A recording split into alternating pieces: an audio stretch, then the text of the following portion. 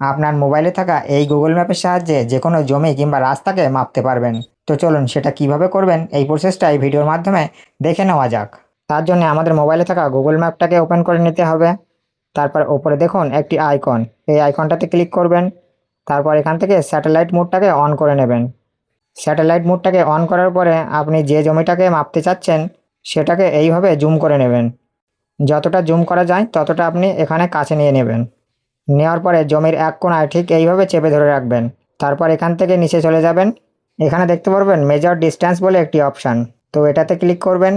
তারপর আপনি এইভাবে হাত দিয়ে টেনে জমির আর এক প্রান্ত পর্যন্ত নিয়ে যাবেন। নিয়ে যাওয়ার পরে এখানে দেখুন একটি প্লাস চিহ্ন, এটাতে ক্লিক করবেন। তারপরে এইভাবে আর এক প্রান্তে নিয়ে যাবেন। তারপর আবারও প্লাস চিহ্নে ক্লিক করবেন। এইভাবে আপনি 4 সাইড প্লাস চিহ্ন দিয়ে দিয়ে ফুল কভার করে নেবেন। তারপর এখানে নিচে দেখতে পারবেন এটা কত মিটার এরিয়া। এটা যদি কম্পিউটারে দেখা হয় তাহলে আরও বেশি ডিটেলস দেখা যায়। এইভাবে আপনি ঘরে বসে ছোটোখাটো রাস্তাও মাপতে পারবেন যেখানে গুগল ম্যাপ ঠিকভাবে কাজ করে না। তার জন্য সেমভাবে রাস্তার এক প্রান্তে চেপে ধরবেন, তারপর নিচে গিয়ে মেজার ডিস্ট্যান্সে ক্লিক করবেন। তারপর এটাকে এইভাবে আপনি যেখানে নিয়ে যাবেন এটা কত মিটার রাস্তা সেটা দেখিয়ে দেবে।